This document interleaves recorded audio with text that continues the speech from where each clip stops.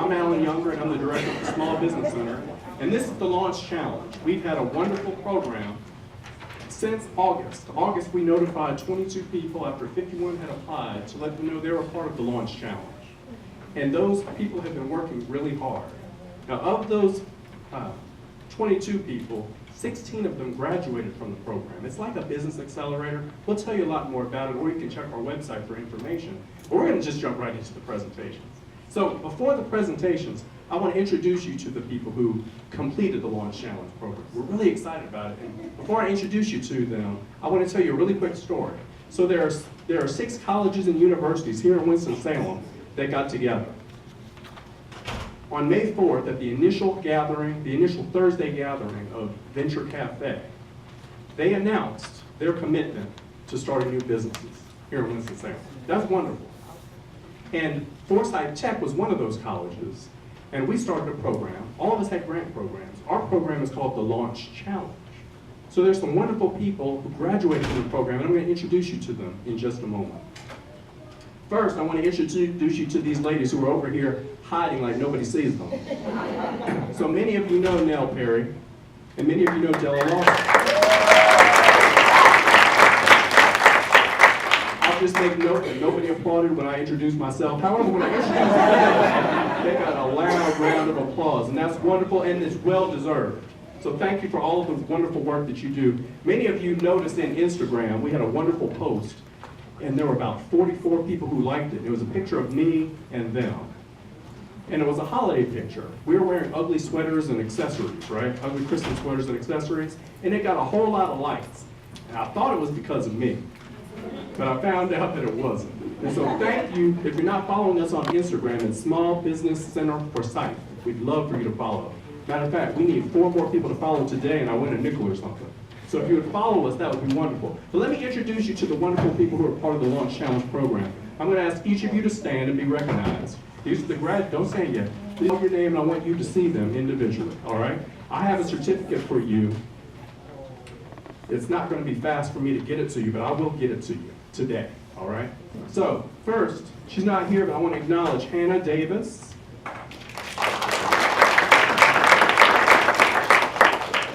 Kimberly DeWint.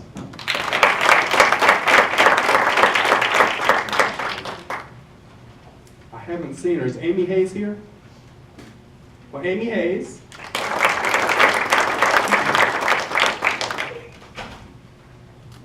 Calissa Hooper.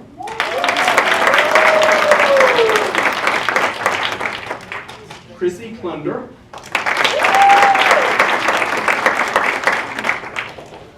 Reggie Mack.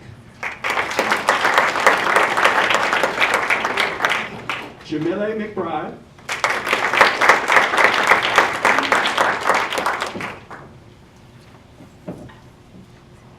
Tan McDougall.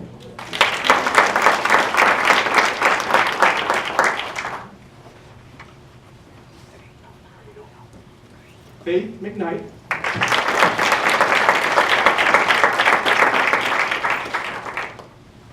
Stacy Mitchell.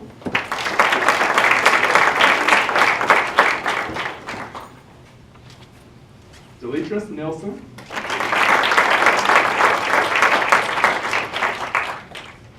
Is Pamela Powers here? I'm here.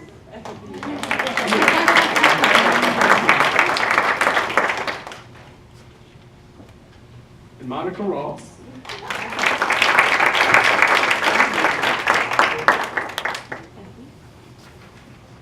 Pamela Spalding.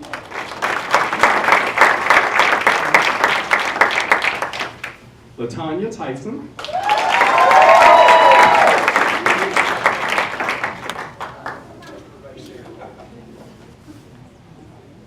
And Dennis Wiggins.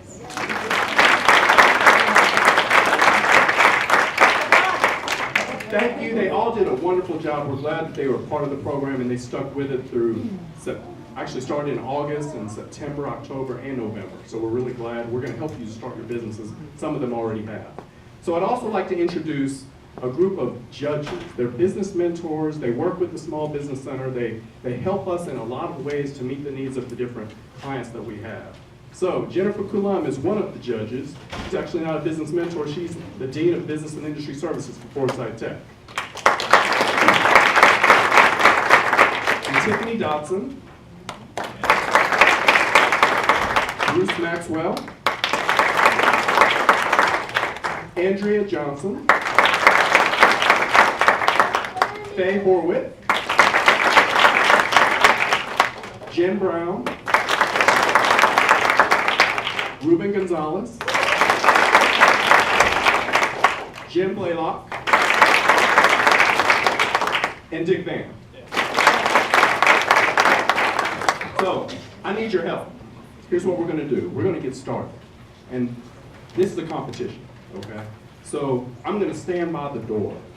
I'm actually going to see if I can find a chair, because 5 minutes is a long time for an old guy like me. And we need to make sure that there's as little movement as possible, okay? So if you need to get up and go to the men's room or ladies' room, please do that in between the finalists, all right? We want to make sure that they've got your undivided attention. They can be fully focused on the great information that they're sharing with us. Sound good? Yeah. All right, I think I've got your agreement. We're ready for you, Calissa. So our first finalist is Calissa.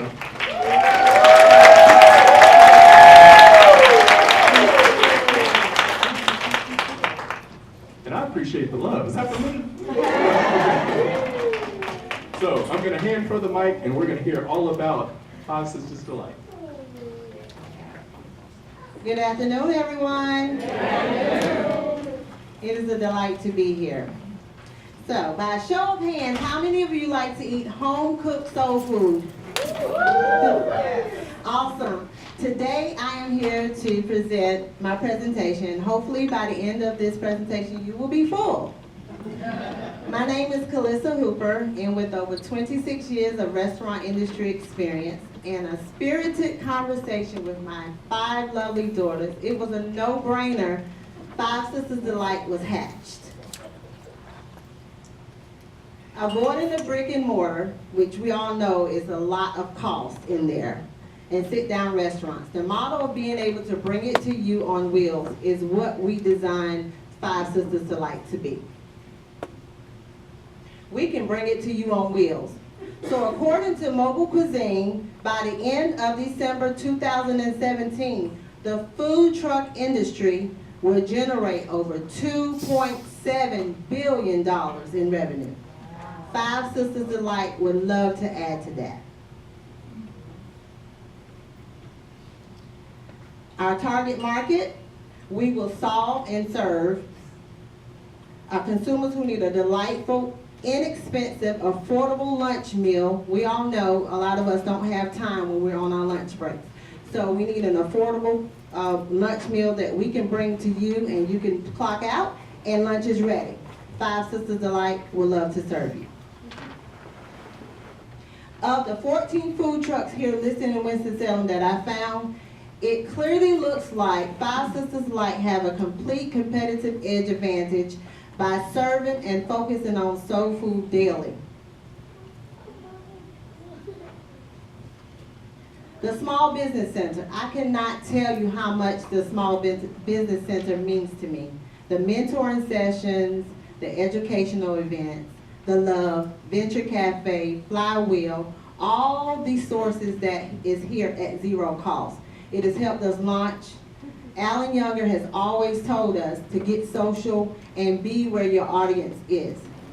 So I'm on Facebook, you can find us on Twitter, you can find us on Instagram. So go find us, Five Sisters Delight. One huge impact from the Small Business Center was Tamoji Jackson and her You Need a Dream Team. So it encouraged me to delegate tasks to my 5 lovely daughters because they are my dream team. Our plans is to launch in early February 2018 after we present to our local application to the local health department here in Winston-Salem and conduct surveys after that. We will continue to engage with the Small Business Center because it's so helpful, and I will continue to spread the word in our local community here. All right, putting the grant to use. Our original startup capital was $45,000, of which $29,000 I invested of my own money. I currently have 0 loans. That money was used to purchase my truck, equipment, supplies for the truck. All right, let's talk about financials. As you can see here, revenue, profit, key assumptions, and cumulative cash flow. This is assuming that in year 1, we will serve 14 guests per hour at an average check of $9. And that's pretty relative to what the normal food truck here in Winston-Salem is. And that also says that my daughter, 2 of my daughters and myself will be the ones doing the work. As you can see, my payback is only 1.61 years, so that is awesome. So I am so ecstatic about this, and you can see it continues to grow. And this is only a 1.5% inflation rate on here. So my break-even point is 11.4 transactions per hour. How about that?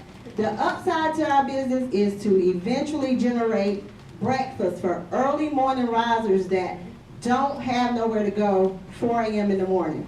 That's the upside. And also to cater 4 events per year, serving 50 people at $13 per plate. So let's seal it.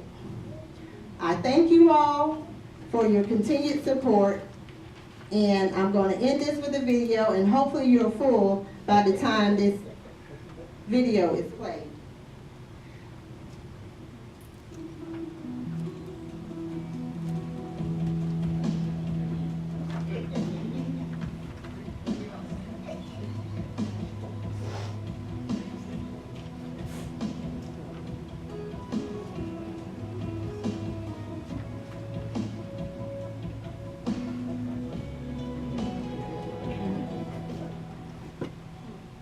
Thank you all. Be blessed.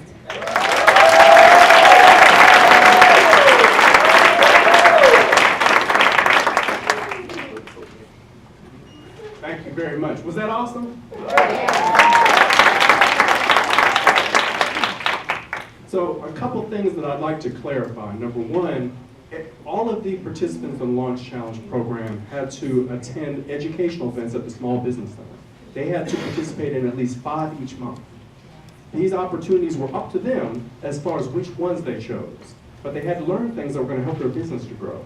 And they had to also meet with our business mentors, these mentors and other mentors that were going to help them to understand specifically what they needed to do. Sometimes when you attend an educational event, the speaker isn't necessarily talking to you, but when you're meeting one-on-one with a business mentor, they're definitely talking to you. So between these 2 things, a lot of help was given to them so they can make their businesses happen. And they're all committed to starting their businesses by the end of March. All right. So I'd like to introduce Dr. Gary Green. And as he comes, oh, I'm sorry, Dr. Green, I'm sorry. I forgot what I was supposed to do. So come on up here, Calissa. Each finalist presents for 5 minutes, and then they entertain questions from the judges for 5 minutes. And so she was so ready to sit down. And the food got me some kind of way that I forgot what the program was. So I'll tell you more in just a minute.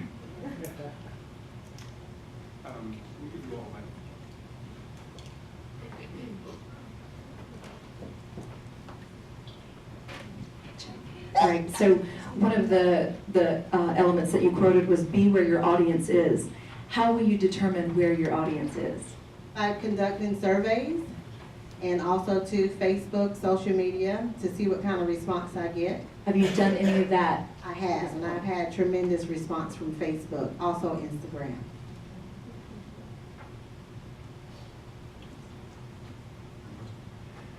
So what do you believe is the biggest risk in your business, and how are you going to manage that risk? My biggest risk is not to try. So the only way you can fail is not to try. So I will not fail.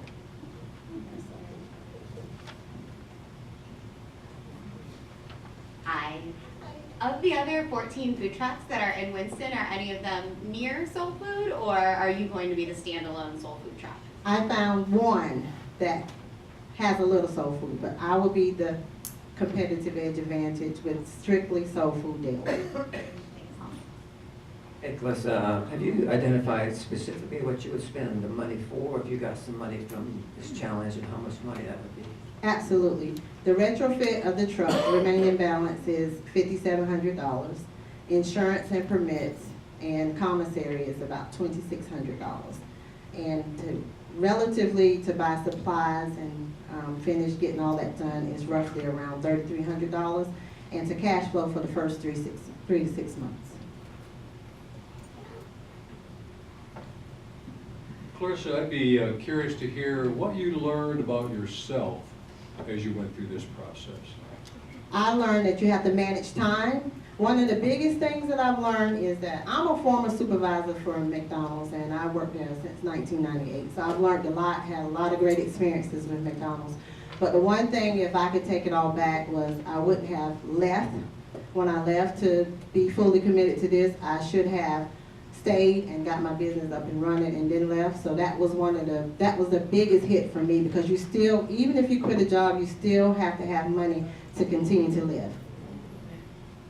So that was the biggest challenge for me.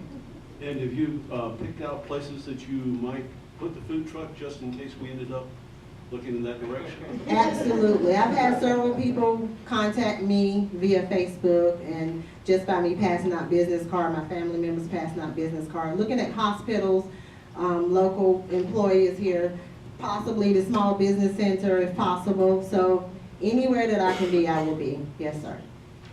Do you have a coach or somebody to help you as you go forward? I have a coach, I have a pastor, and my pastor is here today, so she's in the back. So anytime that I need anything or any answers or prayers or anything, she's always there for me.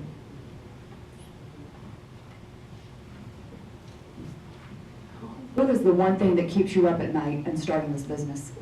Keeps me up thinking about how profitable I'm going to be. It keeps me up because I know once I launch, there's no looking back. I'm going all the way. I'm determined. I've always been self-determined. I've always been self-motivated. So I'm not looking back. So I'm going all the way. Although this is the holiday week coming, we still have a lot of stuff to do. So Launch Challenge effectively over today. What are you going to do tomorrow? What's the next thing? Keep planning and don't give up. Keep planning. Every day, each and every day, I plan. I plan at night, I wake up, I pray, and I plan again. So I always plan to be successful.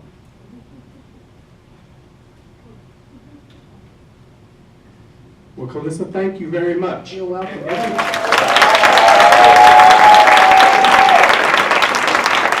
You may have noticed on the schedule or the agenda that everyone will have an opportunity to ask questions of our finalists a little bit later.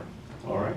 So I wanted to say a couple things before Dr. Green speaks to you. Number one is it's really important for the Small Business Center to be effective, and the way that we're effective is to have wonderful support from our leadership.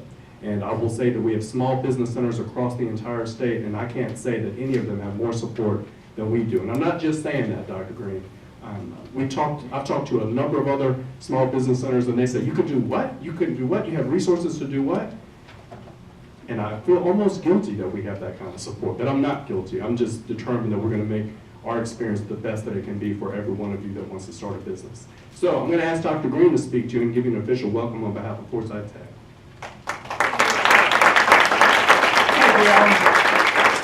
I do appreciate the kind words, and thank all of you for being here. This is a great turnout for these great innovative ideas around entrepreneurship. I certainly want to thank all of the finalists and all the participants for your commitment. And Calissa is a hard act to follow. All that the enthusiasm and energy and commitment that she's bringing to hers, as I know others are as well. I think about standing here in this facility, which was the result of entrepreneurship in Winston-Salem. You think back to the history of Winston-Salem, this is an entrepreneurial community, starting with the Reynolds, starting with the Haynes, starting with the great businesses that have grown up in our community and in many respects are still part of the backbone of our community, the foundation for our community, and the foundation for the entrepreneurship efforts that are going on today. I also want to thank the other major partners and participants in this. Particularly, I want to thank David Mounts with Inmar. David is leading the communities initiative to start new businesses and continue to grow entrepreneurship in our community. We thank you for that leadership. We're here in Innovation Quarter. You are here in Innovation Quarter. A part of Innovation Quarter now is the president of Innovation Quarter, Eric, has been a great leader for us in the community around these efforts too. Thank you for that, Eric. I just want to thank you, welcome you. It's great to have you as a part of Entrepreneurship and Small Business Center at Forsyth Tech. We've been supporting starting a business in our community for well over 20 years. So when the idea and the concept of Launch Challenge came to us, this was a no-brainer to invest in the kind of work that each and every one of you are doing who have been participants in the program. So I wish you the very best. Thank you. Thank you. Let me remind everyone, we haven't had an oops yet, to put your phones on either silence or vibrate, or just turn them all the way off. The last thing that any of our finalists needs is for an interruption like that. So, speaking of finalists, the next finalist is LaTanya Tyson.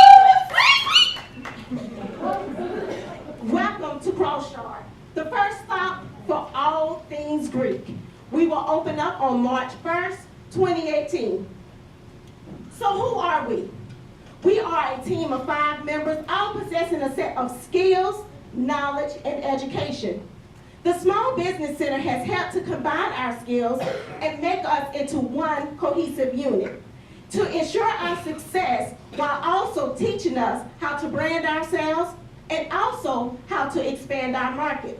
For example, we have partnered with a local graphic artist that specializes in web design. So what is CrossShard?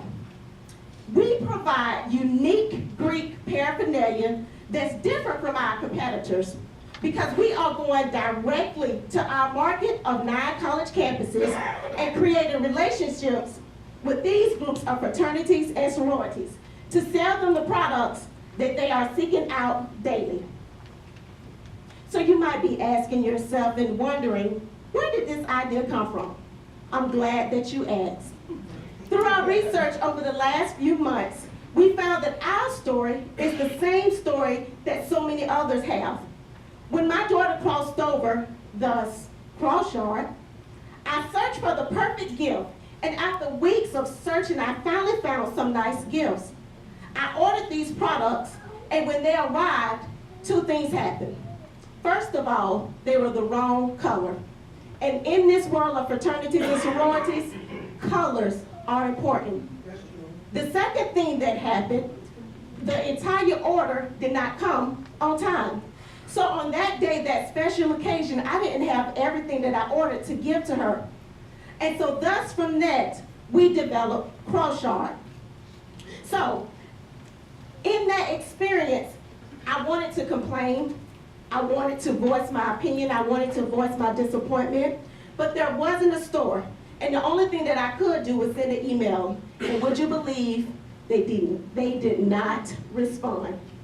So thus, we said, my family and I, that the people in the Triad could receive better services because we could fill the gap and offer local services from someone who understands and someone who cares about Greeks and the products that they purchase.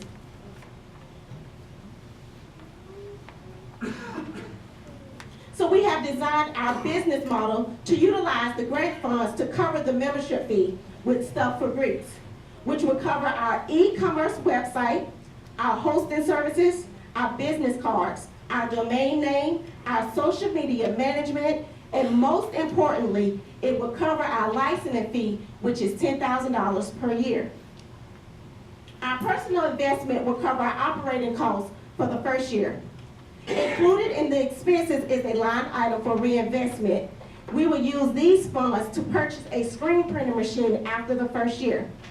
We are expecting a 10% sales increase, which is moderate, but we believe that we can add 20 to 30 new group sales per year based upon the continuing membership of the 110 fraternities and sororities in the Triad area. The reduction in expenses will occur by the decrease in the membership fee after our first year. Also, by us purchasing a screen printer machine, we will then begin to print some of our own products that's not under the licensing agreement.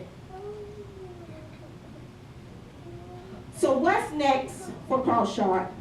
We'll finalize our logo. We will order the contract from Stuff for Greeks.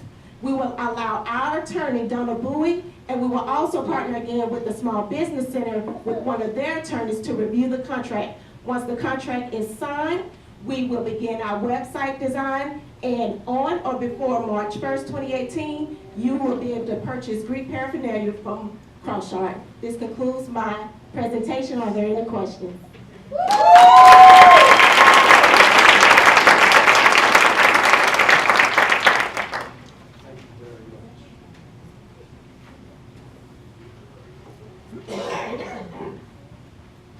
Interested in the supplier that you have to supply the materials. Is that a national firm or is that a local or? They are a national firm out of Atlanta, Georgia. About a month and a half ago, we went down to meet them and to understand that how their processes are to see if it would benefit us. Does the license that you're going to be granted allow you to locally source items and print them in your own space? No, with this, we would have to print them through Stuff for Greeks for at least the first 3 years, because we're looking at becoming our license ourselves years 4 or 5, but the first 3 years we will be under Stuff for Greeks licensing. So the items will come from them to you, then to the customer, is that correct? Yes, but that's only for those Greek paraphernalia items that fall under the licensing agreement. Like the Small Business Center did, they also taught us how to expand ourselves, and we have connection with local churches across North Carolina and in Texas, and we have partnered with them to provide t-shirts and some paraphernalia for churches as well. Did I hear correctly that this is a brick and mortar retail store? No, it is a online delivery store with a local presence, which means that our team will physically go to the college campuses to a variety of events that's hosted by the National Panhellenic, which will include all fraternities and sororities, and sell to those individuals. You also mentioned membership fees? Yes, that's what Stuff for Greeks, and they will provide their position is to help small businesses to start off, because businesses most likely cannot pay the $10,000 the $10,000 licensing fee. And so they will cover that licensing fee with a membership fee from us.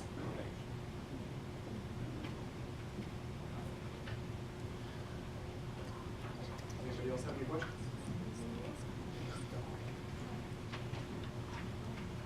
Can you talk to us a little bit about how your experience has been with the Small Business Center and the input that you got from that team?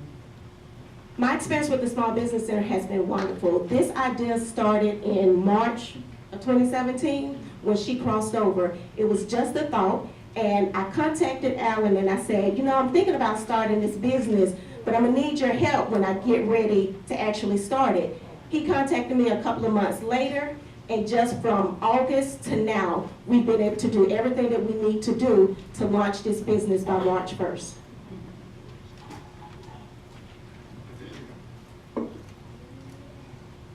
So Tiffany asked a great question, and I'd like to ask the same question of you, which is what keeps you up at night? I would have to say that it's my inner drive. I once heard someone say, if you want to get something done, give it to a woman. So here I am to get it done.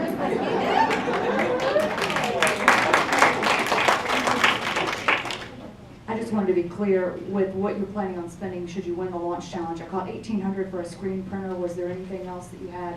So if we win the launch challenge, we're looking at hopefully winning at least $12,000. That would pay for the first year of membership with Stuff for Greeks.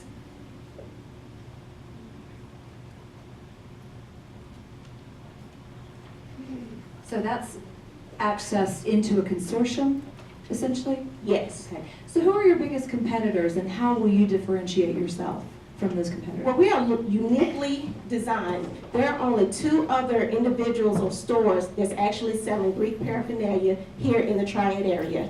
One individual is in Cook's Flea Market, and that's not her specialty area. It's just some added items that she has on the side.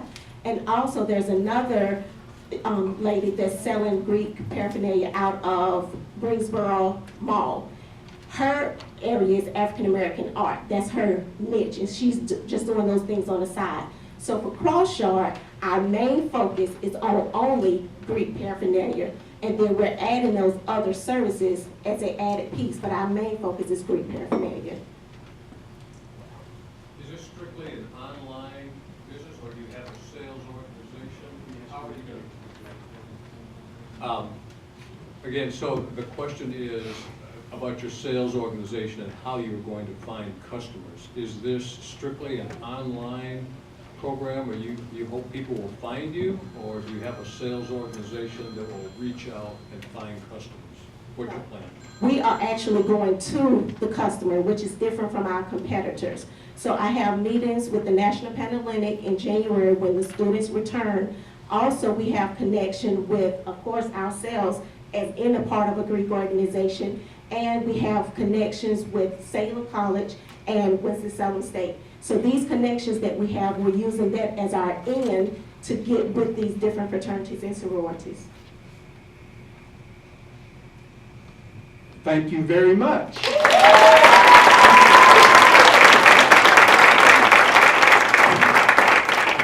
So I mentioned that there were 6 colleges and universities that partnered to make a big difference for starting small businesses in Winston-Salem in particular, but all of Forsyth and Stokes County.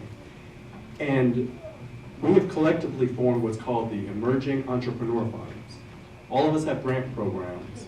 If you are interested in working with the Small Business Center, we welcome you. However, you might have a connection to one of the other institutions, and you might work with both of us. And we have some wonderful funds available to you. Now, this came out of some work that's being done through the Winston-Salem Alliance. So I've asked David Mounts to come and speak about entrepreneurial culture. As he comes forward, I'll say he's not only a member of the Winston-Salem Alliance, he's the chairperson of the Entrepreneurial Culture Committee. Did I get it right? Right. I'm glad he's with us. Thank you, Alan. If you were paying attention early on and Alan was talking about the social media exposure he got for the holiday sweater, I sensed that he was feeling that he didn't get enough love or likes. So could you give him a big like right now? I can't run into Alan without giving him a hug, and everywhere I go, everybody's hugging him all the time, so we know he's like one of the best guys around in every way, so we're lucky to have you in town. And Dr. Green, thanks so much for your support and all the things that you're doing, and Eric Tomlinson, who's become a close colleague and friend throughout all these endeavors. Let me get you to think about 3 C's and what we're trying to do. The first C is consortium. You're learning, if you're going through this challenge, that to start to take on the endeavor of entrepreneurship, you need to do it in consortium. No matter who you are, you're not going to be able to do it completely on your own. You're going to need wisdom, you're going to need resources, you're going to need input from others. And what we've learned in looking at the Winston-Salem and the Triad ecosystem for entrepreneurship is that we have a consortia that I would put in the top decile in the world.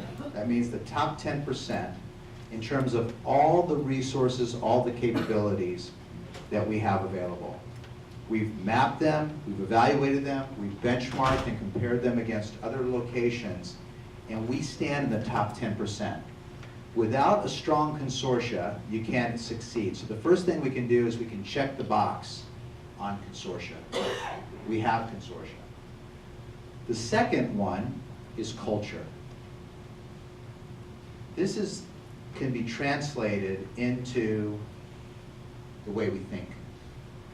The way we think in this ecosystem about entrepreneurship. And what you think has a lot to do with what you think. For example, if you think you can take on an entrepreneurial endeavor and that the consortia around you is available and that you can figure out from where you are to where you want to be a path, and you can move forward in that journey, you will go take that risk. An entrepreneurial culture is a culture of people that are encouraged to take good risks. They're encouraged to take good risks, to go try what they believe can be done, and to see if their idea solves a problem for somebody, if they can put those resources that they have available or they can accumulate to work towards that problem, and ultimately other people will give them money because they solved that problem. That's the beauty of entrepreneurship. The value is validated in the fact that when I gave you what I gave you, whether it was good soul food or a properly colored, beautiful Tau Kappa Epsilon, that was my fraternity,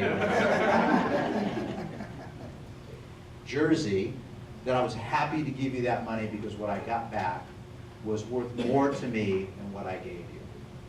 And that is the most sustainable thing in this world in terms of creating a social system that supports opportunity. Culture comes from having people that are thinking in a way that they think they want to take that risk. That's the second C, culture. The third C, commitment. Other words, for the people that are in the Launch Challenge, we know that you wouldn't be here, you wouldn't have gone through all the classes unless you were committed. The reality is, there's a lot of people, Bruce, we know, that are interested in entrepreneurship. What's the difference between being interested and being committed? If you're going to be at Inmar, on the Inmar team, we tell everybody that comes in, if you're just interested in being involved in Inmar, it's probably not going to be a good fit for you. Because we are looking for people that are committed. They're not just interested in what they're doing. They're committed to finding the best way. They're committed to succeeding. They're committed to giving it everything that it takes. They turn any situation from defensive to offensive. They find a way to succeed. They never, ever, ever give up.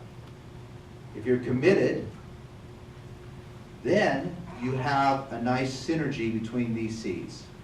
You have a consortia of resources around you to help you. You have a culture, which means we think that we are entrepreneurs. We're proud of the fact that our hundreds of year history, going back to the first Moravian settlement, is a history of entrepreneurship, and it's our job to take that into the next centuries. And we're going to continue to do that, and we're committed people to doing that. If those things exist, you're going to have wonderful growth and wonderful opportunity in your community. And what we spend time in the Winston-Salem Alliance and in the Piedmont Triad Partnership now thinking about is how can we make sure we have the mix of those three things in a way that gives us an advantage, gives us a place that when people come in, like many of those Karen Barnes can tell you about, have visited many through the Venture Cafe. By the way, Venture Cafe, ED, Karen Barnes back there, shout out.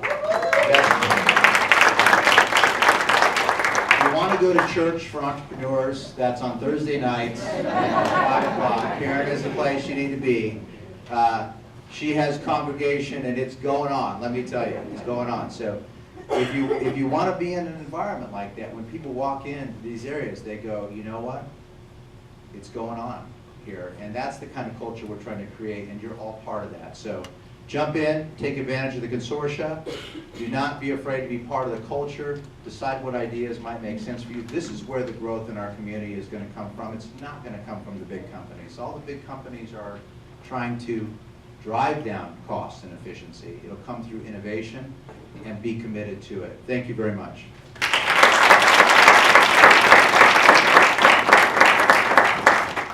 So Stacy's going to come forward, and we're going to hear about her commitment and the work that she's been doing. If you have an empty seat next to you, please raise your hand, because we have some people who are standing who might prefer not to. Don't give up my seat. Come on over. This is wonderful. There's supposed to be 100 seats in here, and there's more than that because there's people standing here. So wonderful. Thank you all for being here. We've got 4 more wonderful finalists to hear from, and we're also going to take some opportunity for you to learn more about the Small Business Center. But right now, if Stacy's ready. Maybe. All right, so she's not ready, so let me tell you all a joke. Oh, good. Y'all are lucky.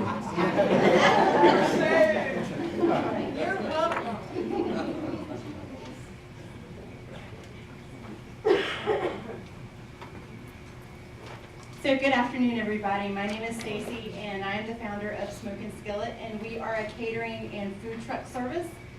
We just launched our catering, which is phase 1 of our company. We specialize in barbecue, smoked meats, and barbecue, Americana fare, and we have a line of gourmet pimento cheeses, which was developed by my partner, Jeff.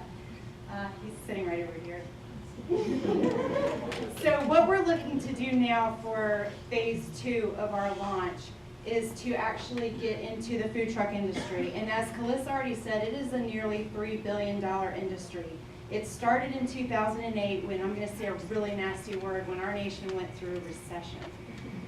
So there became this consumer need for to maximize their disposable income and being able to indulge in conveniences, like things like affordable gourmet food, which spurred a revolution for the food truck industry. It grew 12.4% in revenue every single year from 2018 to 2014. Slowed a little bit with some city ordinances and safety issues and things to keep you guys safe, and also the saturation of competitors in the marketplace. So it slowed to 4.4% until 2017. Fast forward to right now. There's getting ready to be another boost of growth, and that is happening because we are having a growth in our household incomes. We're having a growth in new enterprise coming into the marketplace. We're having a growth because people's preferences are changing to wanting to live to a healthy lifestyle and get a nutritional, affordable gourmet meal. So that's where we come in. So phase 2 for our food truck. This is our little dragon wagon we've got. And it's super cute and it's beautiful on the outside. There's still a lot of work to be done on the inside. So in order to upfit this smoking trailer to an FDA-approved mobile kitchen, we will need funds of $25,000, and that will include canopies, wiring, piping, generator. That's all the good stuff. Heating and air conditioning, because it'll be hot in the summer and cold in the winter. We're also going to maximize conveniences, and this might be a little bit different than some of your other food trucks, by being able to create this mobile app that people will be able to use. They will have a mobile POS point of sale where they can order ahead, they can use their credit cards, get it paid for, drive through on their errands or during their lunch breaks, because we'll have a daily lunch service, and they'll just be able to pick up their food. They'll be able to get bulk items from us if they've got parties or events or get-togethers that evening or want to feed their family. They'll be able just to pick it up. They're very convenient. So we're also slated to develop some new jobs as we go. Within 3 years, we'll keep our labor rates. It's just going to be the 2 of us running the show for a little while and doing our catering. But after the 3rd year, we are going to launch Smoke and Skillet Dragon Wagon number 2. and this will potentially create 4 new jobs. We would like to work with Goodwill Economic Workforce Development with the people that are going through the culinary arts program and get them into a management field here and possibly even an ownership. So Small Business Center, this was a sample of our team, and there's that famous picture Alan was talking about with the Christmas photos. But these people have been an instrumental part in helping our business launch in the time period that we did. We started in October. We've had 14 really great jobs and gigs, and we've got really good reviews on Facebook and Google, and we've got repeat business, and we think that this is really going to be a good thing. Without the help of these people that you see here, and without the support of the Launch Challenge Alliance, and a lot of you are sitting in here today, it has been a very hard road, but we are very proud to be here and very fortunate to be here.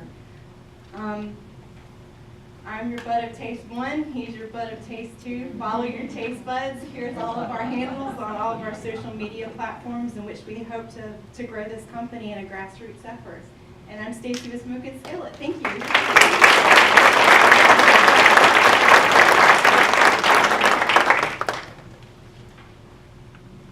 Who has a question? Who has a question?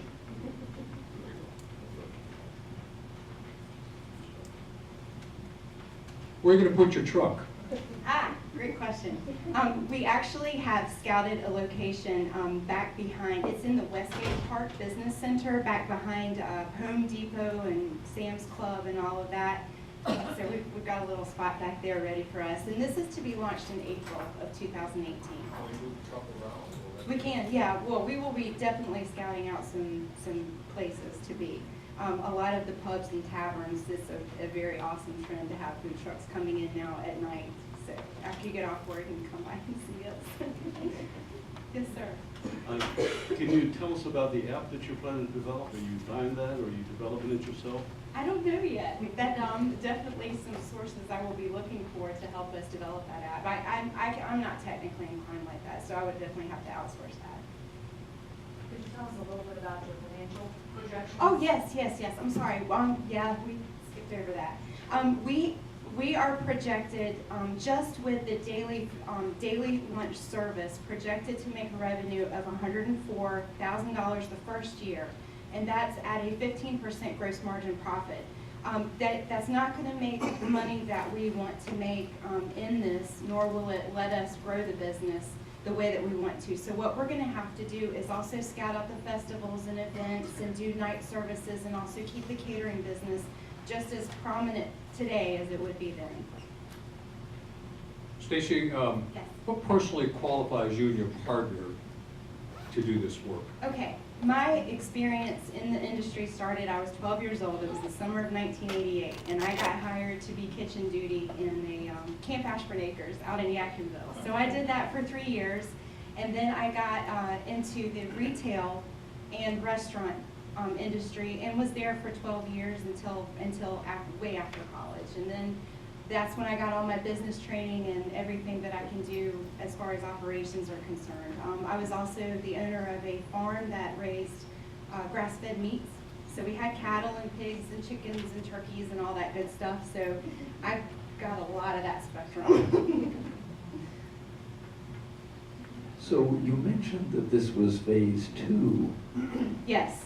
What's phase 1? Phase 1 is the catering that we launched in October, and it's been very successul for us so far. But this is something, the food truck industry is something that we originally wanted to get into, and phase 1 was the kind of the booster for us to be able to understand what this is going to take to be on a daily basis. So when do you think phase 2 starts? Phase 2 starts April of 2018. How will you go about marketing in addition to, I understand you've got some online tactics, is there anything else that you'll be leveraging to get customers? That's a really good question. I would like to be able to have the time to start, all of our advertising is gonna have to be grassroots just because of financial concerns. So it'll be a lot of PR things, cool ways to engage with our audience, because our market is very engaged on social media. So it's going to have to be a regular routine thing for us. Yes, sir. We have free samples for all the judges. They're in the room, yes. We've got ribs, banana pudding, and Jeff's signature pimento cheese, which is the Smoky Jeff's version, which is the medium hot. Well, thank you very much, Stacy. Thank you, guys.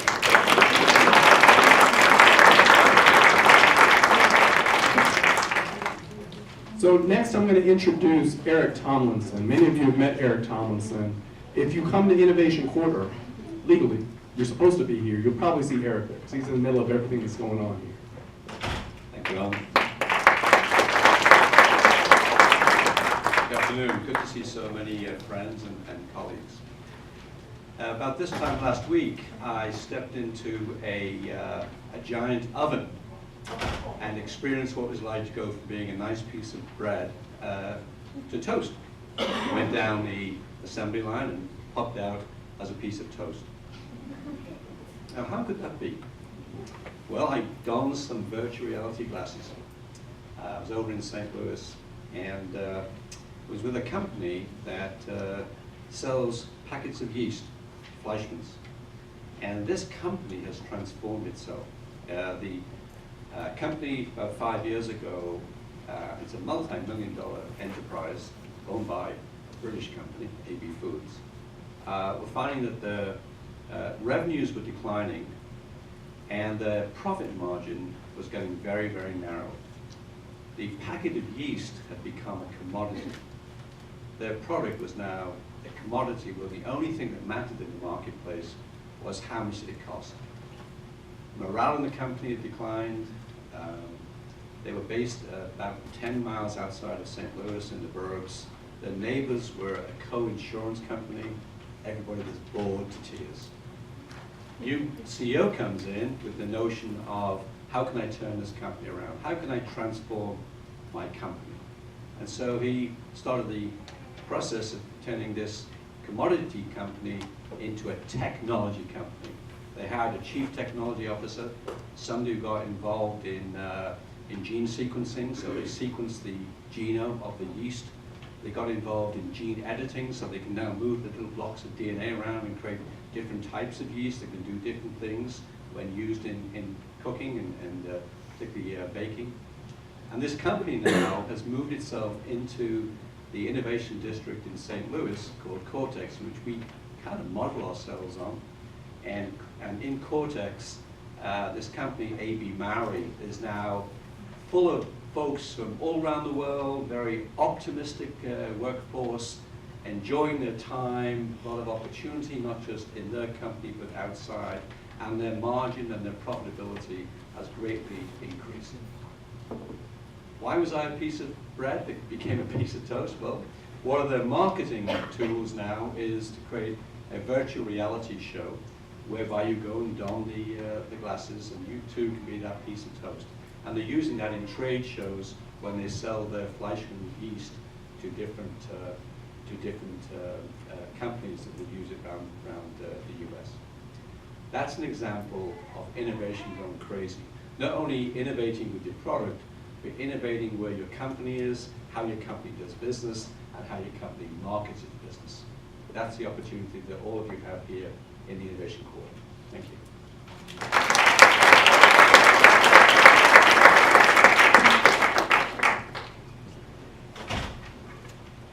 Thank you. Everyone, stand up. We're going to take a quick stretch break. We're not going to have time to have a real intermission because we're going to just roll through the next 3 presentations. But everybody, what I like to do is reach as high as I can and get on my tiptoes. If your neighbor falls down, don't laugh at him. All right, while we're doing this, Kimberly's going to come forward and she's going to tell us about her and her program. But you can stay stretching if you need to. Sometimes it takes me. The older I get, the longer it takes for me. I hope you've enjoyed hearing about the first 3 finalists.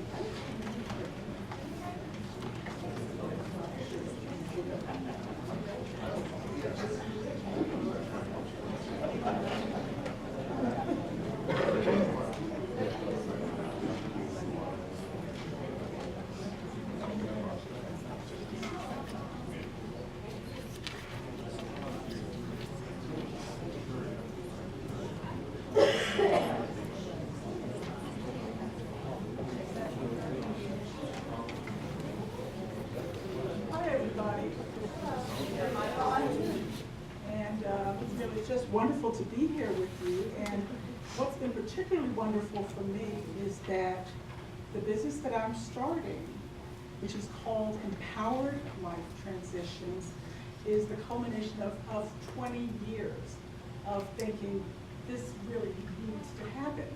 You know, basically what we're talking about, what I'm working on, is developing a business that targets folks who are reaching into the middle years of their lives and helping them to embrace with courage the challenges and changes that come with getting older. And now, really, when you turn 30 or so, things start to change. Everybody knows things change. So why am I targeting, people in middle years and up right now? Initially, that's going to be my best focus because people in that age range are facing really more significant changes. They are facing empty nest. They're facing the opportunity to change jobs. They also are feeling more and more like, I really want to have something passionate in my life. I want to have a sense of purpose in my life. And so you're going to see a lot more of that. Certainly, all people are interested in doing things that they really enjoy. But I think at that age, you begin developmentally to think about, I want to feel like I've left something important in my life. So, basically my career is established as a psychologist initially, 40 years in the mental health field. And all along I felt like, okay, I'm practicing traditional mental health and recognizing that taking a psychopathological approach to problems wasn't adequate. You know, it was a medical model that was focused on problems. And often that makes it harder for people to have a sense of future, have a sense of hope. And so what I notice is that when people are more driven by solution, that they are prone to feel stronger, feel empowered, and establish themselves better in their lives. They're more likely to be approached by a sense of purpose and to move forward in their lives more effectively. So really about 20 years ago, I began to shift away from the traditional model. I would do physical activities, which Ellen had you do, and I would like to say to you all, are you aware of being more in your bodies now as a consequence of that little exercise? Because that's what I encourage people to do with the work that I do with them, is it's not just talking at all. Instead, it's going to be physical activity, such as standing and stretching, doing qigong or shaking and breathing, tai chi, as part of the session actually. So it's not just language-based, it's whatever empowers another individual to move forward in their lives. So might be music, might be dance. And so basically that's how I work. I have had the opportunity at a small business center. I just was so happy here at the small business center. I felt a sense of joy as I watched the people who presented thus far, because that is what drives me. I am passionate about seeing people embrace what makes them passionate and to live out their lives with a greater sense of joy and purpose and energy. And so in terms of,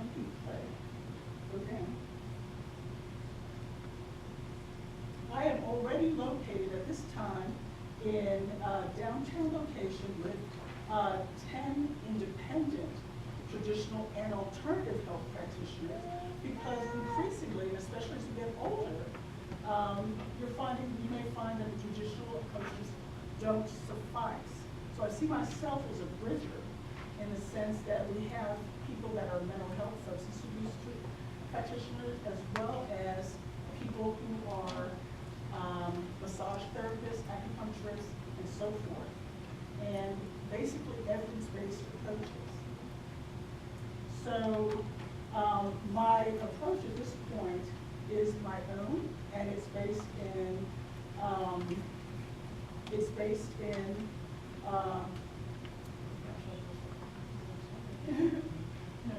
okay. I'd like to go. Okay, this is my projections. My work will be based in individual and group opportunities that again are going to be holistically oriented. And so we're looking at a payback of 1.62 years based on a pricing per session of $125 for individual and $200 for group that is essentially mindfulness-based, hypnotherapy-based, and now the $200 for group assumes $40 an hour for 5 people on average. My expenses will be myself and an administrative assistant.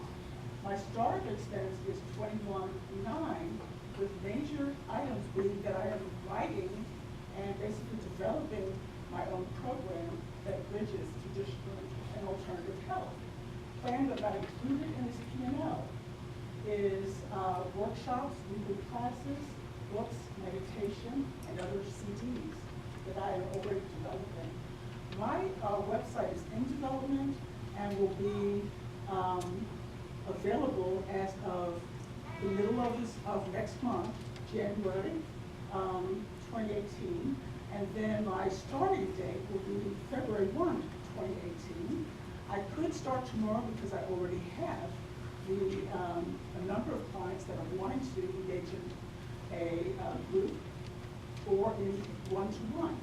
And so what I would say is that while I'm waiting for that website to be out and for the social media to be optimized with it, that what I'm offering is 15-minute free phone consultations to enable people to basically say, this is who I am, would you be willing to or interested in talking to me about what's going on with me, and basically being ready when my program launches February 1. So if we can put this in. Let's stop there because we're out of time. Thank you very much.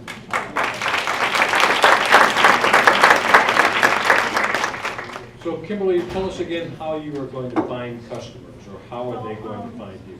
Because I'm in this group with independent practitioners with traditional and alternative health, we already cross-fertilize. And in the sense of what you guys understand, we refer to one another. I'm also located in an area where there are several large churches, several businesses. I already network with some of them.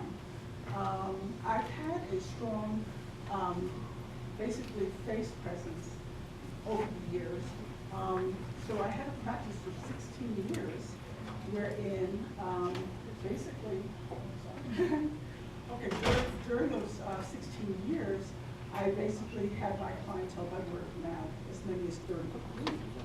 So I recognize that the social media presence is very important. So although I could start tomorrow, I see a need to wait and get all my foundation together, which again, my website will be ready January 15th and tied in with social media. Could you tell us how you plan to use the grant funds and for how much are you exactly? What I'm doing is I'm only going to be seeing initially 5 individuals per week and doing 1 group. And that in itself is not going to be enough to support me. But I'm only looking at taking 1,000 a week in income, thereby getting income from other work that I do. And my point in doing that is that I really do feel strongly that this is important work. I really do feel passionate about it. It's been a lifelong mission. So what is that amount? I'm sorry. I'm sorry. The amount I'm asking for is $21.9 with major IMC program development, with $12K for PCs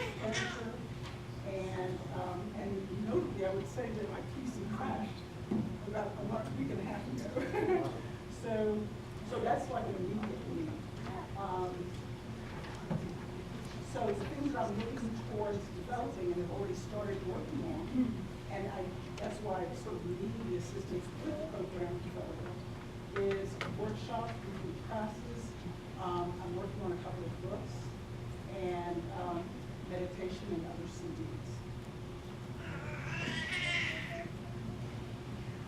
What, did you have a slide, I apologize if I missed it, about your income projections for your first few years? Oh, yeah, Okay. we have stuff.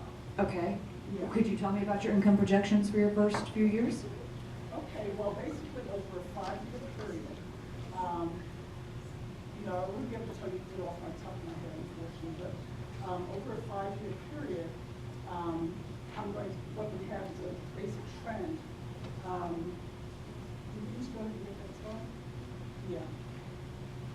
While Alan's pulling that up, how long have you been in your office? I've been in the office for a few months. And Okay. So, and I did this for the purpose of basically having some place to work and getting to know these individuals and basically welcome to the work. Okay, so in terms of profit, initially the first year, 5509. As of year 5, 48709. Those are very conservative numbers because they assume conservatively that I'm seeing a relatively low number of clients, not really drawing the number of people that we normally draw for a group, and also that I'm planning to do classes. So these are very conservative figures. Revenue initially is 35.9 and we go up to 85.143. You said you're seeing a relatively very small number of individuals. What is capping that opportunity? Initially, the first year 5, the second year moving up to 8 per week. At that point, doing 2 groups. The third year, doing more like 8, balancing out with 10, because by that point I'll be offering more groups, and the groups being targeted on different key issues that people have. We've got time for one more question. I believe Ray has. Dr. King, you said that your estimates are conservative, and I'm guessing that's from your prior practice. Right. As you look to move forward, are there changes that you're going to make that either will increase the amount of revenue you can take in, or to grow your business? It will increase it substantially, simply because, for example, if you say that you're going to do one group, 5 people come, what happens over time is that you have more people to generate more interest. Plus, as you do classes, you begin to draw more people in. And I've had the experience of having this happen in terms of what I've done in this family. Thank you very much.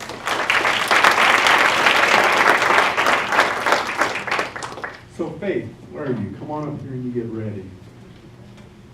All right, so after Faith and Christy, we're going to have some time for you to learn more about the Small Business Center. You're also going to hear a few more business pitches, and you'll be invited to share a business pitch as the judges and I sneak away for just a few minutes to determine the outcome of these presentations.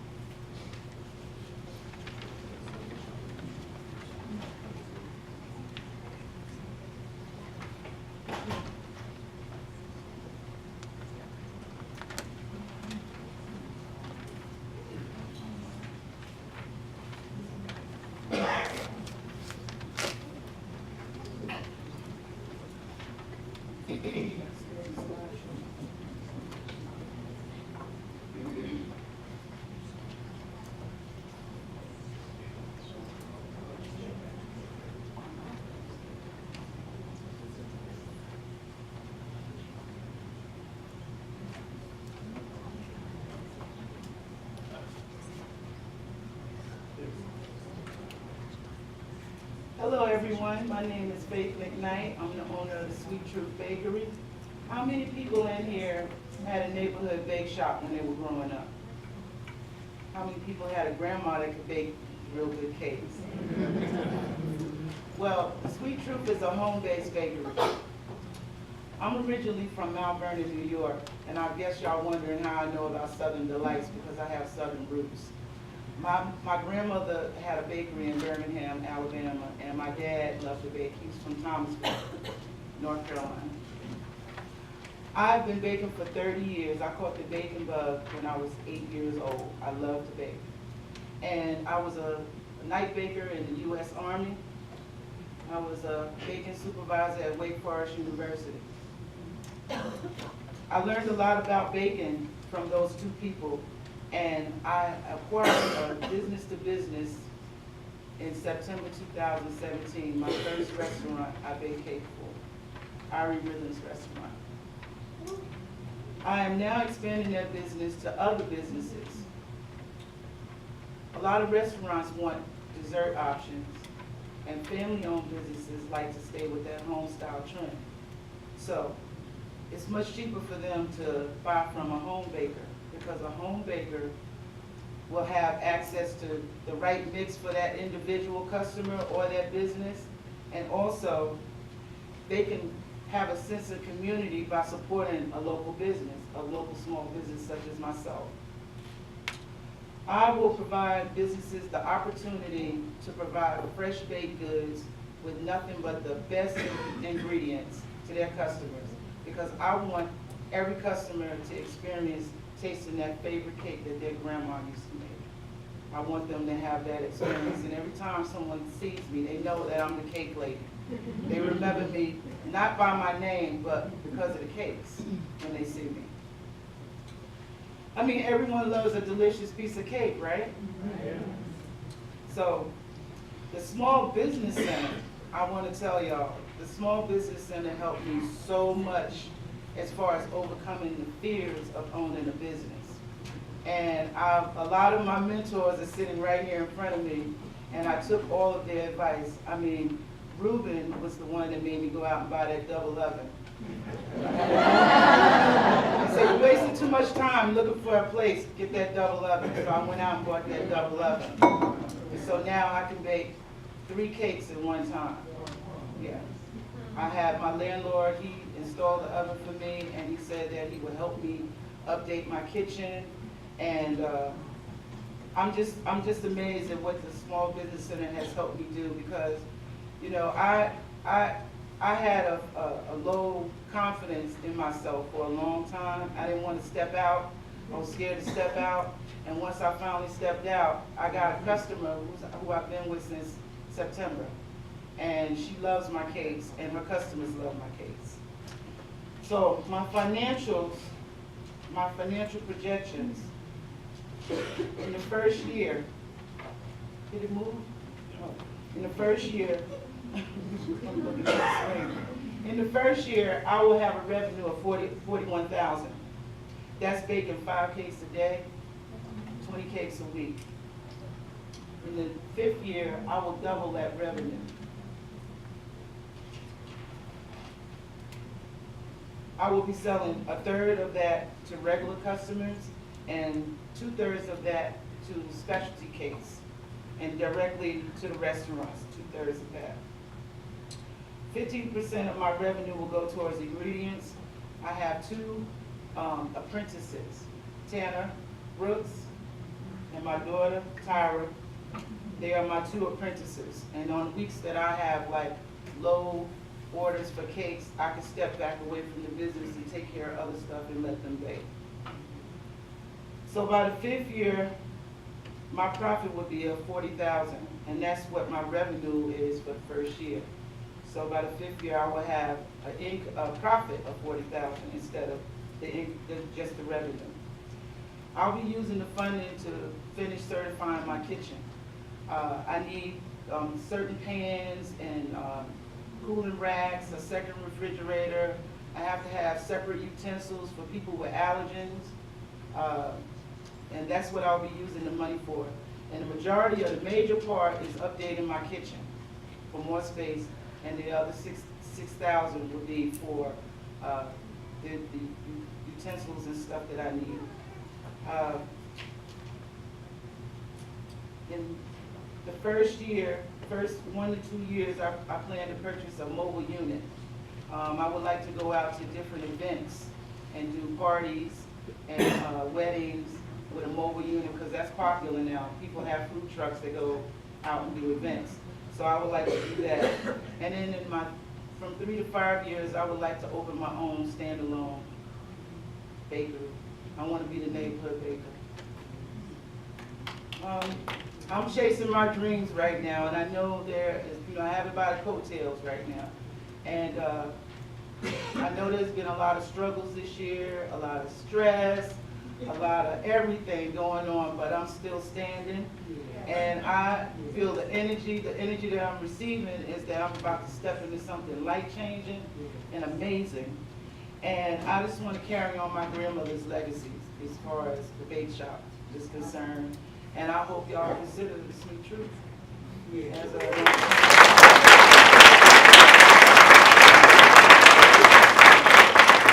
So before I entertain questions, I've got to have everyone hear your motto, because I love it. I heard you had a sweet tooth.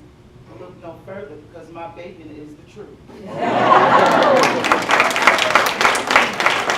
Thank you. So what questions do we have from our judges? So the famous question is, what is your secret sauce? But in your case, it might be icing. But Faith, what is your selling proposition to restaurants? How do you convince them to take you on versus any other baker? I make them something. That's how I got in the door with Irie Rhythms. She didn't even have hummingbird cake on the menu, and she put it on the menu. There was some other cakes that she didn't have on the menu. She put it on the menu when she tasted them. I even baked her pies for Thanksgiving for her family, because the kids didn't want their grandmother's pies, they wanted mine. So don't tell anybody. So your strategy is eating is believing. Yes. I just want to point out that Faith can have a bakery in her house. It's one of the few home-based businesses that the Health Department of Agriculture actually allow. So in case you're wondering about that, it's possible. And she's going through that process now, getting her kitchen certified and so forth and so on. So she's working diligently on that part of the project.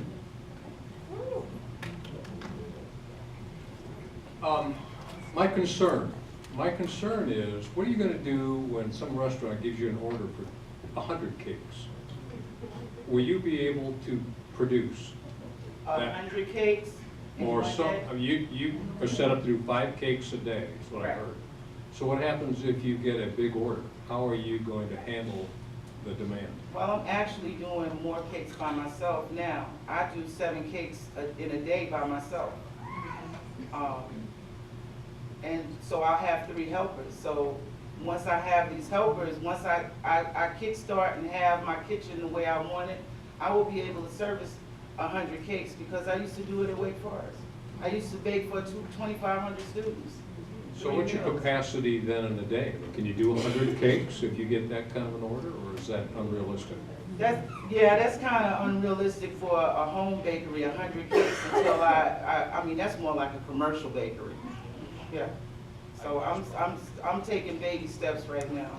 And eventually when I get in that storefront, I'll be able to service 100 cakes a day. What is your current marketing to gain new businesses for your cakes? I'm always in your face. I just walk into a restaurant and I just ask them, who does your desserts? And I would like to, share with you what I do. And I've walked into a few restaurants that have opened up, little small restaurants, and I asked them, would you like for me to do your cake? So what I do, I just walk in, and I do out of online orders, and I also ship out of town. I have to ship a cake tomorrow. And a lot of mine is word of mouth. And once people taste my cakes, I do events, I do cake tastings. I went to a church event for a friend of mine. She's in the audience, Nietzsche. She's in the audience. She had me make some cakes for her at the church. And the people ate cake and they bought cake. And I got like events that I'm supposed to be doing for some of these churches in February. So this is how I get my business. I'm not scared to talk to people. I'm from New York. So what is the gross margin on a cake? Gross margin? What do you mean by gross margin? So you're gonna sell it for X and your cost is Y. And the gross margin is the difference between X and Y. The difference between X and Y. Cost versus revenue minus cost. Well, it doesn't take that much for me to make a cake. So I get a lot of the profit back in the cake. But I have to come back to you on that question. I'm not ready to answer that question right now, I'll be honest. Sounds like he's asking you secrets. I've got two very quick questions. You make a distinction between your regular customers and specialty. Is that individuals wanting a cake or a wedding cake type thing? Well, I have customers that will give me their own recipe. Like the cake that y'all are gonna try today is a pineapple coconut cake. I've never made that cake before until someone asked me. And I sent it to her on Thanksgiving. Actually, she lives in Virginia. And she said it was the hit of the Thanksgiving dinner. So I don't just make regular cakes. If you give me a recipe, I will make that cake. Well, thank you very much.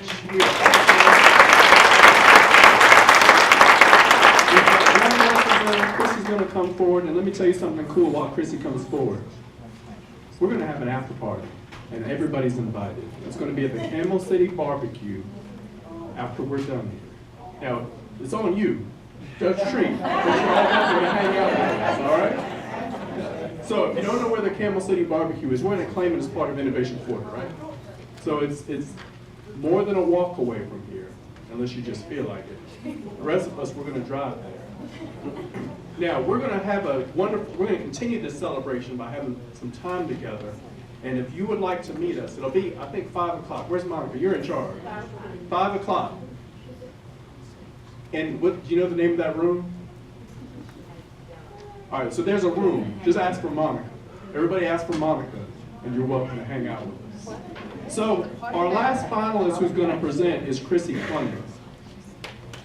And while we're waiting for her, haven't all the other finalists been wonderful?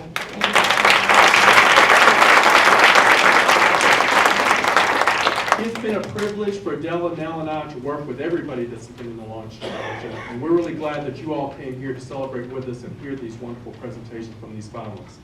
I think I might need to, do I need to help you, or are you good? I just wanted to make sure we were.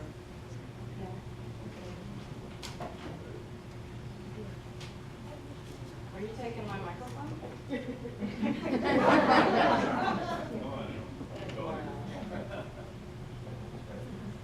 Good afternoon, I'm Chrissy Klunder, and I'm representing Himalayan Hideaway Salt Cave. I'm going to get a little survey from you all, and if you wouldn't mind raising your hands if you've ever experienced any kind of respiratory issues. Colds, flu, sinus problems, allergies, anybody hay fever? Well, you're not alone. The CDC reports that over 9 million people are diagnosed each year with a respiratory condition. And it's no wonder when you think about what is in the air you breathe. Think about what is in the air you breathe. Unfortunately, we don't have the choice. When we go to the grocery store, we can pick and choose whether we want organic or non-GMO. But what is in the air you breathe has no deciding factor up to you. Well, there's an up-and-coming trend that allows you to breathe in pure antibacterial air that helps to rectify what goes into your lungs. Imagine, if you will, being able to kick back for 45 minutes in a room filled with salt. That's right, salt.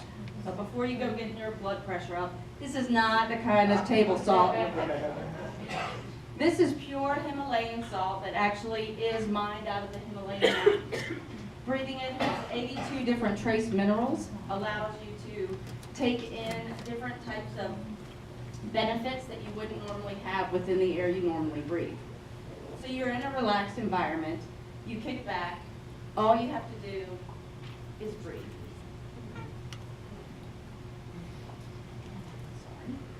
Salt therapy offers relief not just respiratory conditions, but also inflammation and skin conditions, eczema, psoriasis. This is not a new concept. This has been done for centuries over in Europe. And it's also often covered by insurance over there. So this is a valid health condition and nothing that is new to the United States or over in Europe. The trend in salt therapy businesses started in 2010 with only about 25 salt therapy locations, and now we're close to 1,000 salt therapy places. One of them is Saks Fifth Avenue in Manhattan. The other one just put in JFK Airport. When I started to think about getting into the salt therapy business, I called dozens of different salt therapy owners around the United States. I talked to a lady who owns Montauk Salt Cave and asked her why she got into this business. Her son had been born with severe respiratory issues. For the first time that they went to a salt cave, he slept through the night for the first time in 4 years of his life. This is not an unusual situation with people who are actually opening salt therapy businesses. We have experienced the true benefit of what comes from it. The Himalayan Hideaway Salt Cave needs approximately 3.5 customers a day to break even. But the industry standard tells me when I just get started, I can have 10 to 12 customers a day, and that is until people start really getting the word out and understanding what different capacities this can help in their lives. My current location would be able to hold 64 a day at its fullest capacity. I do have a location chosen. It is projected to open in early 2018. It's off of Robin Hood Road behind the Fresh Market. I have currently put in $47,000 of my own money. It is not cheap to get salt coming over from Pakistan. And I can tell you that is not going to be ordered from Amazon on a 2-day prime. So let's bring salt therapy to Winston-Salem and let's help us get healed 45 minutes at a time.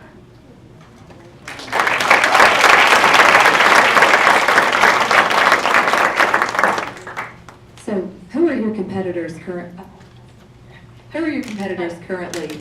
I currently wouldn't have any competitors within about a 100-mile radius. There are some small salt rooms that are within some like yoga studios or different wellness places, but they do not offer the same kind of generator that my facility would have that allows the microfine salt to be pumped into the room that breaks down all the yucky stuff in your airways. I have 2 questions to start off with. How did the Small Business Center help you in this journey? The Small Business Center has been critical because it started out as an idea, but then it turned into a formal business model, and then from that, an actual launch of a business. There were things that I didn't know that I needed to know until I went to the mentors and I went to the classes. In every turn, there was an opportunity for me to learn something that either I thought that I knew enough about, or that there was a whole new opening to what would make my life easier just by meeting with the folks and being a part of the curriculum. And my second question is, 3.5 breaks you even. What is one person for 45 minutes? Like, what does that cost look like? $40. $40. So to that, what are you looking at for financials for your first few years? Well, the problem with the Salt Cave is not once it's open, it's actually the high barrier of entry to get started. Because it costs so much to set it up, that's where the biggest outlay of revenue has to come from. After that, you know, the customers coming, regular memberships and things like that won't be as difficult. What I would like to do is reinvest in the business. I'm currently just doing one room. I would like to have multiple rooms that would offer VIP treatments and cater to different clients, whether it be elderly or children. So my opportunity, to add into the business can be unending. So do you have for year one or year two a revenue projection and a profit projection? I do, and I have that I would break even with loans and different things at month 11, and that I would have the opportunity in year 2 to make $250,000. And what would you do with if you were to win the challenge, what would you do with that winning? Well, like I said, I would reinvest it back into the business. I would like to open in the next couple of months once construction has been completed. I need powerful marketing to get that done so that I can make people aware of where I am and that I'm here. And also to have the opportunity to do the other things, like I said, to better serve some of the specific clientele. Any opportunity to create jobs? Absolutely. The lady that I spoke about in Montauk, New York, she had only been open for 2 years, and she was opening her 3rd location after 2 years. Her 3rd one being in downtown Manhattan of New York. So what happens with these when the understanding of what takes off and the people start to feel well, additional locations can happen, more jobs can be created, whether it's within my location or additional locations in the future. Faye's got a question. I knew you had you mentioned the upfront cost will be the highest, but have you done any research into what might be the maintenance costs wrapped around this type of equipment? Have you talked to other owners about what that would look like and upkeep and those costs? Sure, I have, like I said, I've spoken to dozens of other salt therapy owners around the United States. I really wanted to know why they got into this, what their customers were looking for. Was it relaxation? Was it for health? What kinds of challenges that they experienced. The salt generator that pumps the salt into the room comes with a warranty to start out with. It's a 3-year warranty, but that's the main piece of equipment that I need, in addition to the HVAC system. As you can imagine, salt doesn't do well with metal, and so we've got to add in special kinds of air ducts and dampers that will go into the room when the salt is pumped in during your 45-minute session, and then a damper draws it all out, so it's all clean for the next group of people. Do you have any FDA issues, or have they ever commented on the practices and the pieces? There are no required FDA issues. There's nothing that requires any kind of schooling for this. If I was to bring in other contractors and different modalities, like I'm considering with massage or yoga, those people would come with their own specific licensing, but there's no required licensing for me. And what amount were you seeking from the competition? $50,000. Got time for one more question. Thank you very much.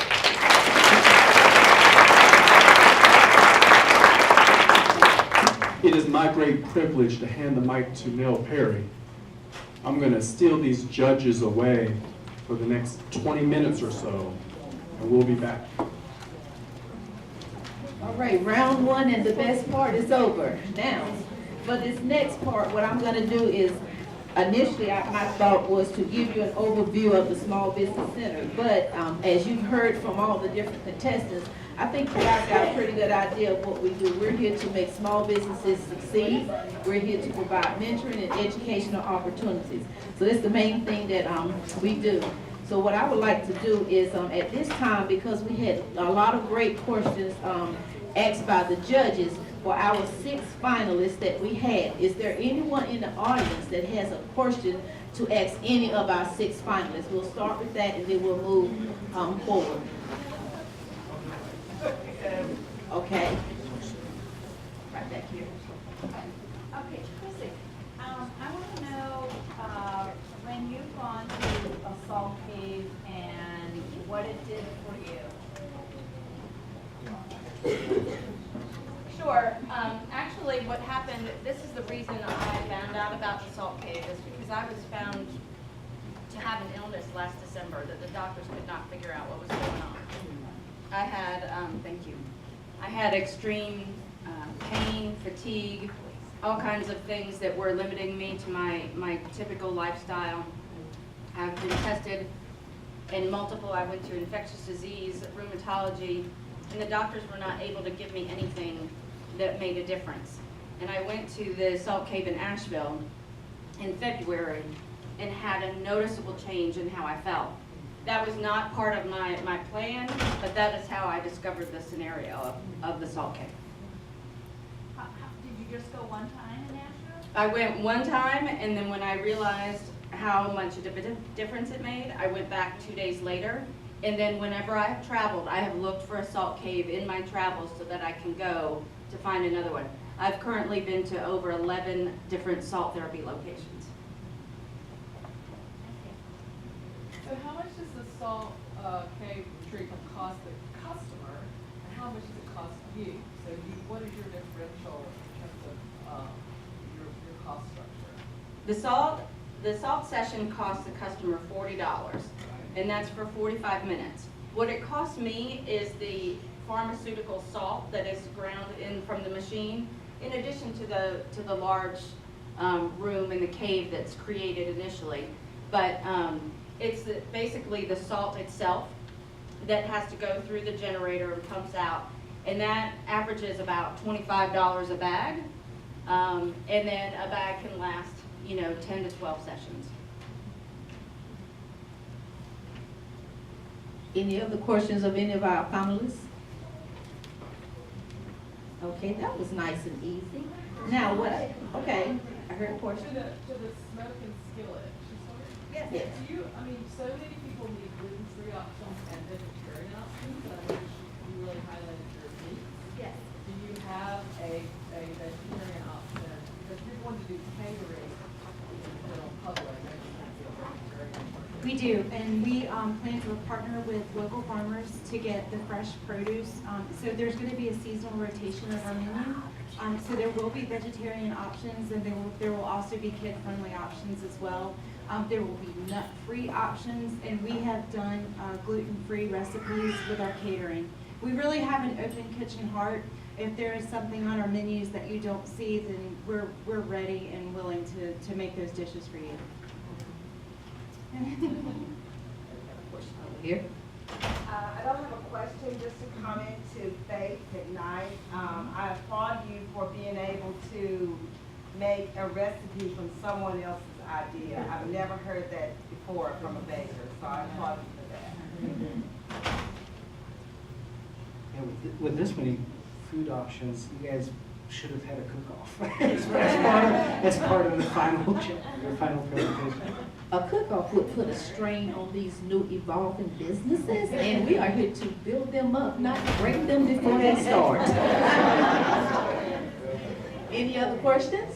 Okay, we got one back in the back. For Smoking Skillet, do you already work from a commercial kitchen, or do you own a commercial kitchen?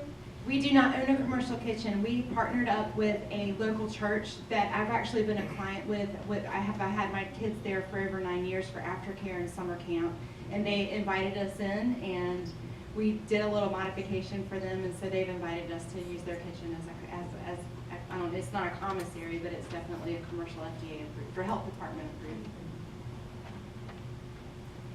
Any more questions?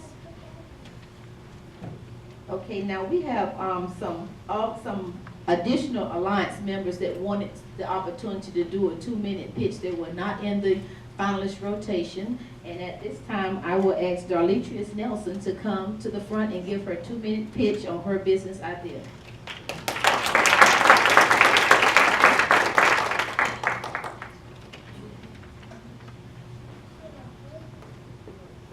Hi, everybody. As I said, my name is Darletrius Nelson. First of all, I would like to say you all did awesome in your presentations, and I'm very proud to have known and worked beside y'all and learned with y'all. Okay, so what I'm offering is, it's called Den of Kings. First of all, I got 2 minutes to give you 3 points. 1, women love a well-groomed man. Point blank period. Point 2, men love to be pampered. They may say they don't, but they really do. Now, here's the 3rd point. you may think that, oh, Den of Kings, which is it's gonna be a nail salon for men, and you may think, men are really not that interested in that grooming on that level. In 2016 alone, the male grooming industry made over $21 million. It is expected to grow to $166 billion by the year 2020. And 40% of that is of the nail industry for men.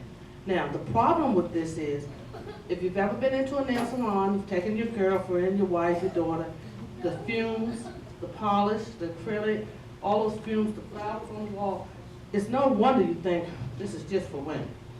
Okay, Den of Kings will be the first male grooming salon in the Winston-Salem area that caters and centers just to men. So there's no smells, there's big leather manly recliners, there's televisions, you can even get a cold beer or a glass of wine as you sit down and have your services done.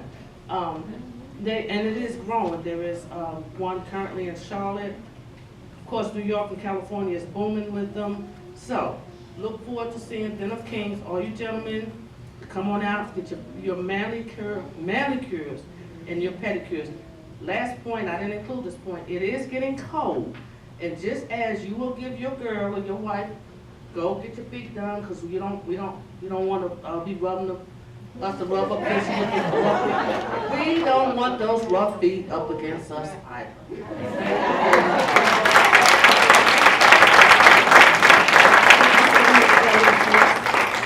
Okay, the next person is, and please forgive me, Shamilia McBride.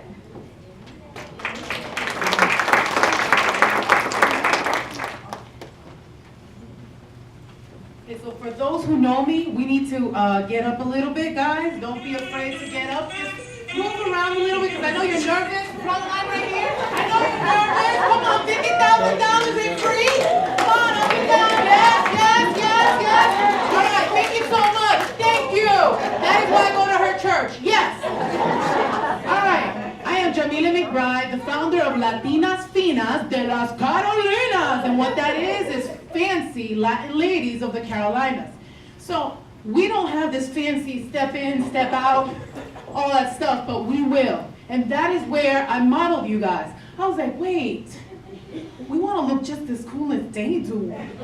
And Latinas can do this.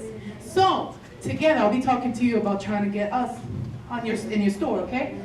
So what we do is we help or we facilitate Latinas to start their business, to market their business, and to tell everybody that we speak Spanish, English, and money. Latinas in the United States get paid 42 cents on the dollar. I want my 58 cents back. And since I realized that, because Latinas Finas is a, I'm sorry, moving and talking at the same time, I created also an LLC aside from the nonprofit. The LLC is McBride Somos Consultant, where I am an educational strategist, and I go into schools to raise the scores. How many of you guys know that there are schools that they want to shut down because their scores are so low? Reading and writing. They look at our kids and they're like, oh, it's because they don't speak English. It's because their mama doesn't care. Do you know my mama? My mama cares too much. And it was embarrassing. So what we do is go in schools and we change that atmosphere. We change that culture. We're like, stop looking at the deficit and look at the stuff they can give us. Because I know a lot of people that could give really good stuff and they just look like they're in a different package. This is the package it is. I already have one contract, guys. And that whole profit margin and everything like that, I was like, oh my God, yeah, I'm gonna be making some money. Because I created the LLC. So small business was one of the best places I could have started, because I got to meet a lot of good people that looked at me for who I was and allowed me to be me. Winston-Salem, honestly, when I talk to my Latinas, my black, my white brothers and sisters, I'm like, we are at the bottom level. This is a multi-level marketing genius. Guys, we can start whatever we have. The only thing holding us back is our fear in our mind. If someone could say they can make this much money in salt, when I use it on my table? Or I could go and barbecue some tofu and make some money? That's really good, by the way. I have that, that's really good. The sky is no longer the limit. If you are a scientist, you know there are so many black holes in this universe. There are no limits. The limit is us. Let's take it over. Thank you.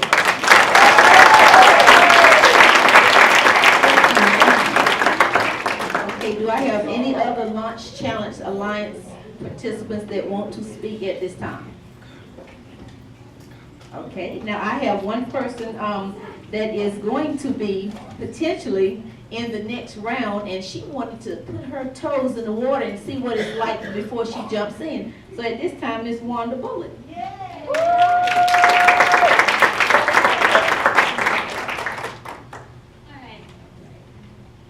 Hi, good afternoon. I'm Wanda Bullock. I'm certified to teach mathematics in North Carolina and Florida.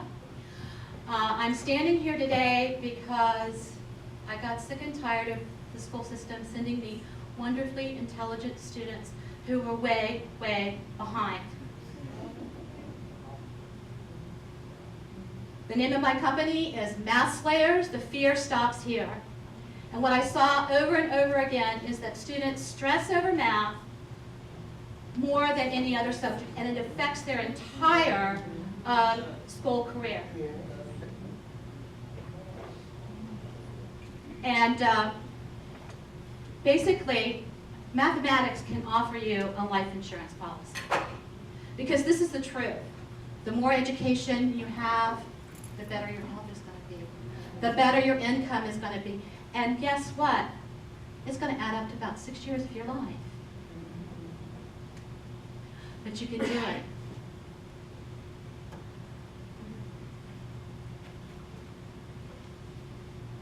When I was in the first grade, actually before that, the teacher told my parents that I was retarded. And I used to think, oh, it was the 60s, it's not going to happen again, you know? It's just not. Well, guess what? I've seen it happen. And I've seen it happen in a lot of different ways by seeing so many underperforming kids. You got your kids in the North Carolina system. There's a test out there, it's called the PISA. Have you heard of it? You may not have, okay? Guess what? Our scores here in North Carolina are underneath Vietnam. And it's nothing special, okay? What I want, and I'm going to conclude this way because we just don't have time, because I could just go on and on forever, literally. Okay. For a kid that started out being called retarded, 25 years out of school, I passed the math teaching exam in Florida, and I'm not even a math major. And I want every kid to have what I had and more. Thank you.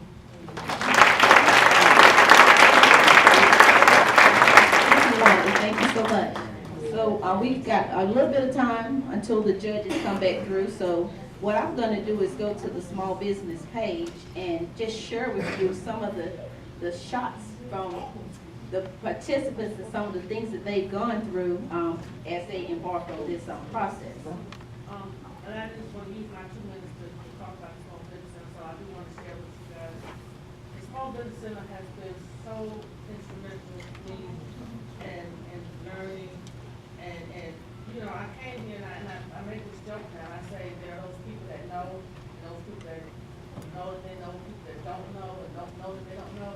So when I walked into the Small Business Center, I was in the category that I didn't know that I didn't know, because I came with the idea that my business was ready, I was ready, and I was going to have clients. Man, all you guys are going to be waiting around the corner every day from day to day. And through the mentorship program, and through like Alan has been great so far. Even just emailing him questions, and he gets right back to us, and all the mentors. And so I encourage everybody, if you're thinking of starting a business, I guarantee you, you're in the category right now. If you haven't gone to the Small Business Center, you're in that those who don't know that they don't know. So please get linked up. Thank you. Now, this first picture that I'm gonna pull up, this gentleman, to the left of Alan, that's, well, to my left, that's Mr. Snow. And Mr. Snow recently retired this year, and when I came to Forsyth Tech, where's my picture? Really?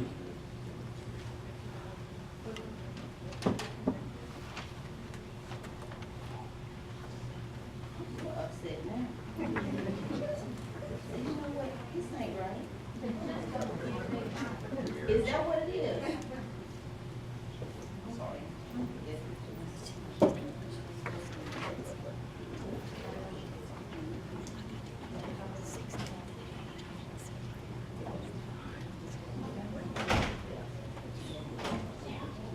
Well, that's Kim and Dennis anyway, y'all. Do y'all know them? Yes.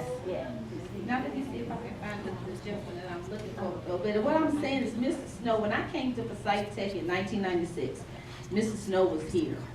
And he committed his time beyond retirement from tax planning to the small business community here in Forsyth and Stokes County.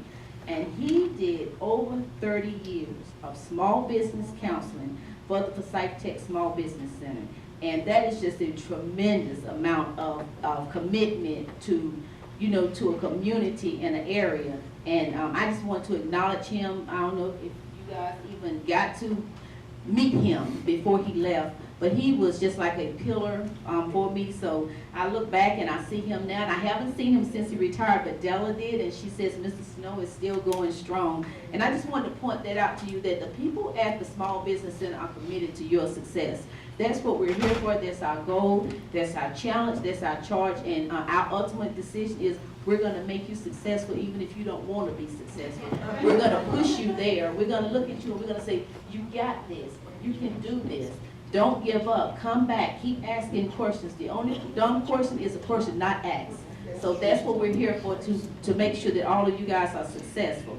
Early on, when we talked about the entrepreneur community, I also have a picture here of all the faces for the college leaders that joined together to make this possible.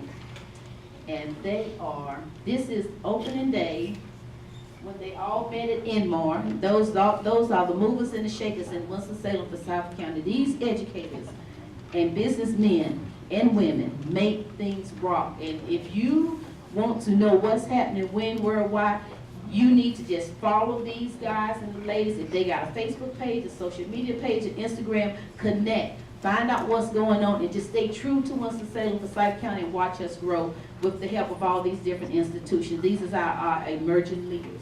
And Dr. Green, thank you so much. Now, I've got a PowerPoint presentation on here that I'm going to pull up, and it is the small business success. Do y'all see it? I'm glad y'all see it, because I got on glasses and I can't see it. Okay. This is just all of the success stories that have came out of the Small Business Center. This is just a beginning. We're going to go farther and farther. There is no sound to this, but it just will just show you what we are, what we do, and it's like 33 different businesses. And I must say that I sure have been here for a lot of them. I am a veteran. I'm proud to be a veteran in the Small Business Center. And I can't wait for the next Launch Challenge. I can't wait to see what the judges are coming in and going to tell us. I'm excited. I'm probably more excited than the contestants right now, because I remember many of you coming in and if you had faith, you didn't show it. But by the time you got to today, oh, it's real. It's real, and that, that's just amazing. We have mentors. Our mentors are absolutely amazing. I'm expecting for some of our challenge participants to become mentors, to give back until people come in behind you, and just keep going forward. I really don't have too much more to say. I'm going to let this sideshow just run repeatedly. If someone needs to go to the facilities, I think this is appropriate time to take maybe a 3 to 5 minute break and try to be back before the judges come through. Thank you, Javon. Appreciate you sharing that. And thank you all for waiting here a little bit longer than we had planned. We apologize. We had misestimated the amount of time that it would take. It took us a little bit longer to make the really difficult decisions. So, y'all want me to just cut to the chase, right? No jokes, no stories, nothing, right? All right. So I'm pleased with all of the presenters, all the finalists, and all the participants in the Launch Challenge. Third place is Calissa.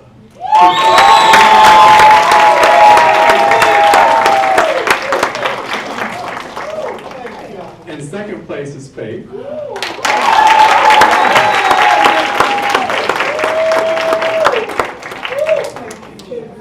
Congratulations, ladies. And first place is Stacy.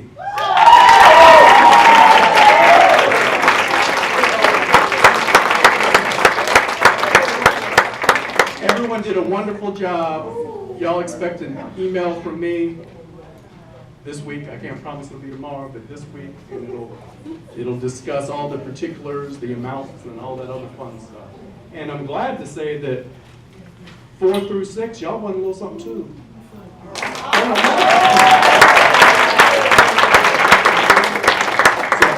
all of the finalists are going to have some investment in their business from the small business owner. So,